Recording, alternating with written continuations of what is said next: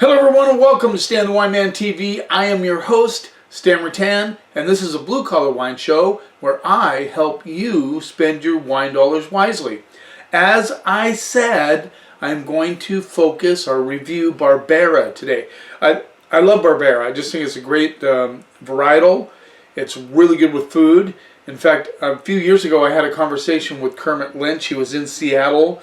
We were doing a little tasting at a warehouse down in Seattle, and I had a chance to talk to him. For a very interesting guy. A lot of you know Kermit Lynch, very famous importer. He has a wine shop down in North Berkeley, California.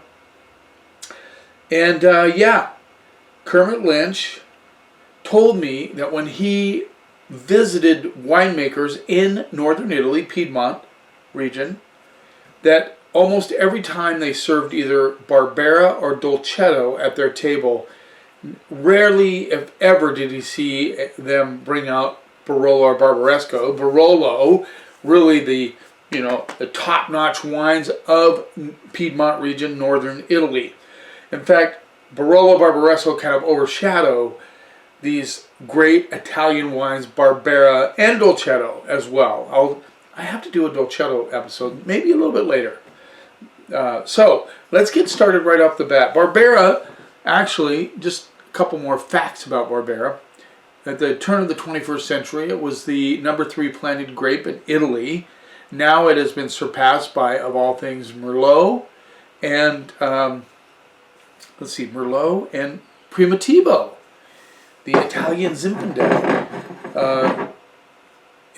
At the turn of the 21st century, it was only superseded by Sangiovese and Montepulciano, and I'm sure those are still the top two grapes planted in Italy.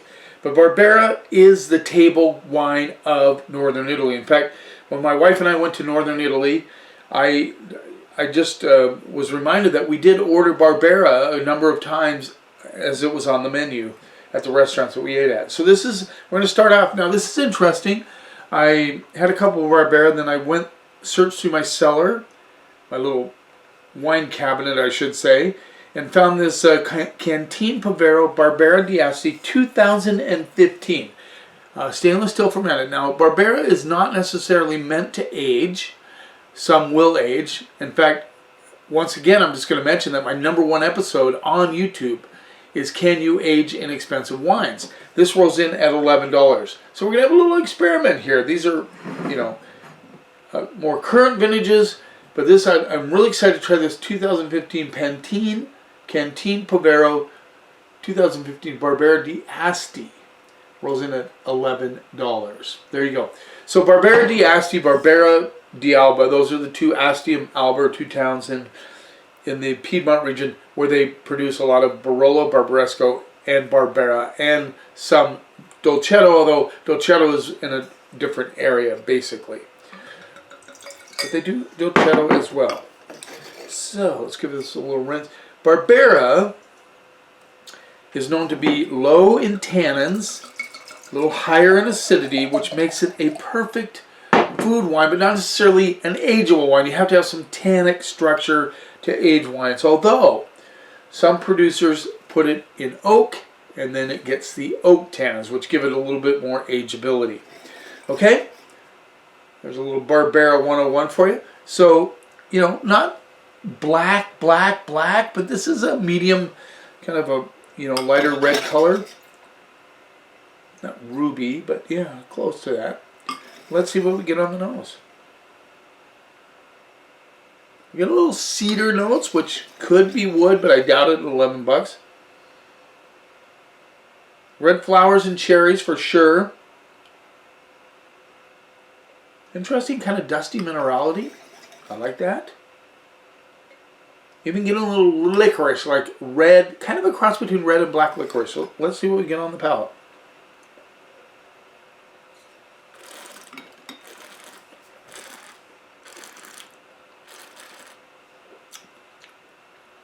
Actually, guys, this is really good for a 2015. So it's 7 years old. Good acidity, but not over the top, not too much. Nice cherry notes, really good cherry notes. That licorice comes through as well. very balanced. The acidity isn't over the top, doesn't cut through your tongue, that sort of thing.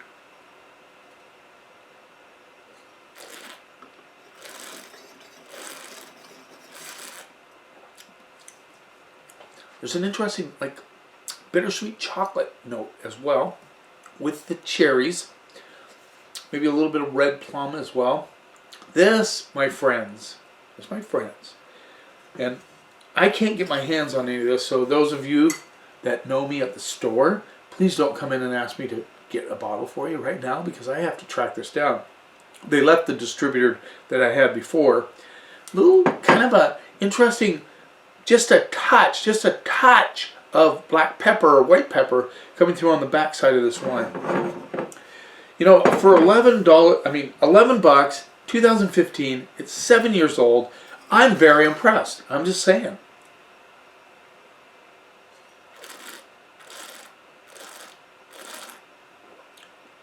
Nice balance. Getting a little bit of that, like almost like a candied cherry notes and a little bit of sour cherry combined, which is really cool. The red flowers I really like, which is very characteristic of a lot of northern Italian red wines. I almost said northern Rome. A very, very interesting wine. Very good.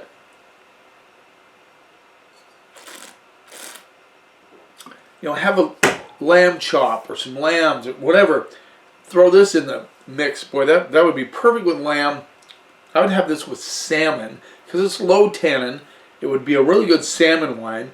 Kind of funny combination, but I would go salmon on this one. I would go duck. I would go lamb.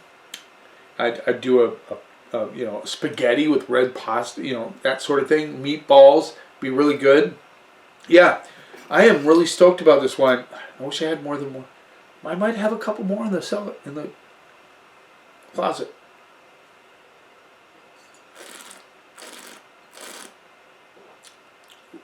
I'm very impressed with how that has turned out. 7 years, aged, stainless steel aged, but still really, really good. For the money, I'm going to go B+. I think that's a solid Barbera. And if you can get your hands on any of this, I don't think you can get a 15 anymore, but this is the Canteen Povero Barbera d'Asti. Just saying. Good quality, B+. $11. Now we're going to jump up a little bit to the 2017 Pio Cesar Barbera d'Alba. So this is an Asti, this is an Alba. This rolls in at $22. I do sell quite a bit of this at the store. I do sell a lot of Barbera, especially as the fall comes in. Now this is an interesting fall because we've had some fantastic sunny days for October. So very unusual. Again, I'll show you the label. $22. See what we get. What kind of color? Now this is darker than the Canteen Povero, darker. But yeah, this is getting closer to that, you know, blacker, dark red color. You know, just really crazy. Let's see what we get on the nose. Definitely dark cherries on the nose. I'm curious, quickly as I can do it. 14.5 alcohol. This was, let's see, yeah. 12.5. Lighter alcohol on the Povero Canteen Povero. Dark cherries, a little bit of earth, like really, really light soil notes. Getting a little, yeah, a little bit of a meat action on it, you know, like a roast, or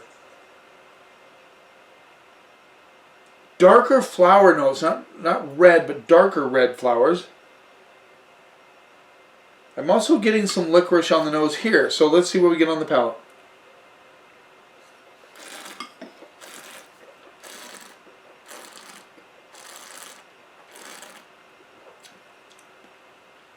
Wow, wow, wow, wow, wow. nice spice action on this one. This could have some oak on it. Seems to have a little bit more tannic structure to it than that one, but it's also double the price. But it shows double the price, you know what I mean? Not, you always get excited when you find one like this at $11, but then you jump to a 22 and you go, well, okay, I get it, I get it. Dark cherries, black plums, a little bit of spiciness on this one.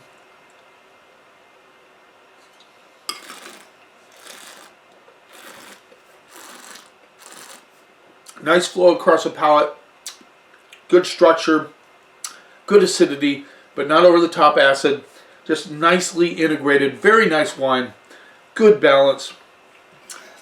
This is getting up there in the 10 in the delicious category. I also get just a tiny hit of bittersweet chocolate on this one, and some really nice, interesting boysenberry notes that come through on the back side of this as well. Long finish, solid wine. Now this one, you're creeping, same thing, lamb. I wouldn't do this with salmon. It's a little too big for salmon, in my personal opinion. Definitely meatballs, red pasta sauce, that sort of thing would be fantastic.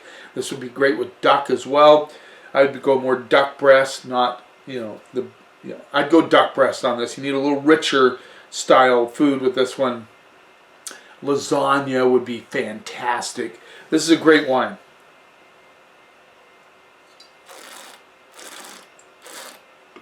Nice little kind of raspberry, blueberry hit on the mid palate as well. Nice long finish. Very solid wine. I'm going to go AA plus on that. Oh, I hate to dump that one out, but we have to move on. This is the 2019 Diego Conterno Frioni Barbera di Alba, and this rolls in at $25. This is a North Berkeley import. North Berkeley's a great importer. I love those guys. They do a good job. There's a lot of good importers out there, just saying. But North Berkeley does a nice job.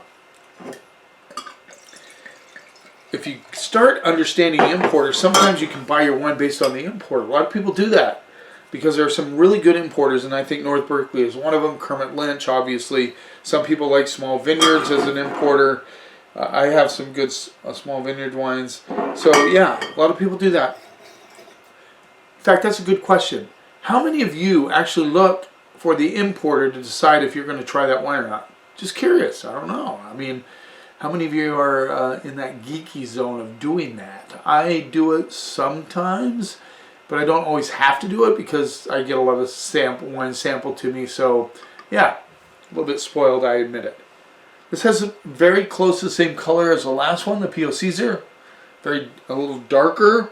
You almost can't see through it. Let's see what we get on the nose. Boy, this one has some bittersweet to sweet chocolate, dark chocolate notes, dark cherries,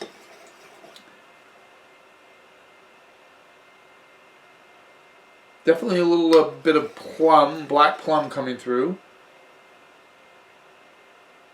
A little bit of spice too on the nose. Let's see what we get on the palate.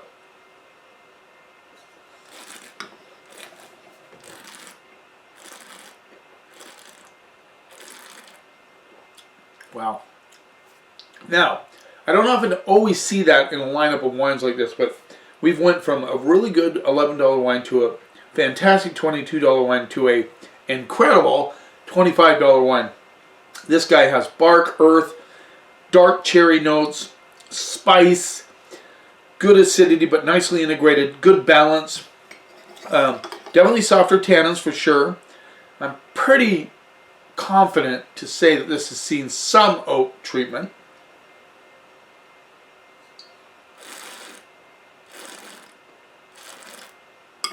Dark red flowers. Wow. This is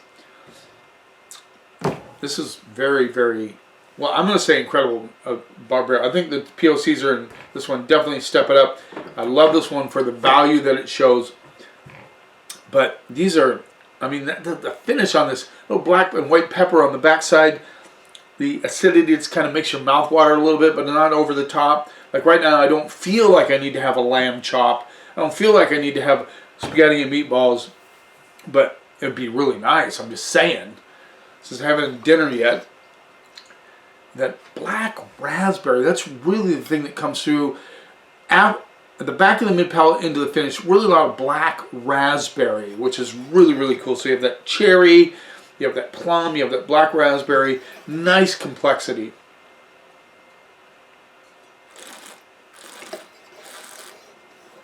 If I was sitting down in northern Italy having dinner, I didn't want to pull out one of my big bad Barolos or Barbarescos that, you know, roll in at $70 to $100.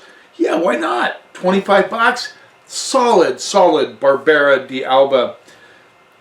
I am stoked about it. I'm going to go straight up A+ on that. That is an amazing Barbera. So I'm very impressed with this lineup. I love it. You have a nice, kind of inexpensive, really good. Could have it with salmon, but it also could go some other places. And then you have two really fantastic examples of Barbera under $30, which is really, really cool. I think next week I am going to, next week or maybe this week if I can fit it in. I don't think I can, but definitely next week I'm going to put an episode on Southern Rhone wines because I was just in Southern Rhone not too long ago. Had a great time there with my wife and tasted some fantastic wines. So we'll do a little bit, give Southern Rhone a little bit of our love. Thanks for taking a little time out of your day. If you haven't subscribed to my channel, think about it. Then you can see what's coming up next. You keep watching, and I'll keep helping you spend your wine dollars wisely.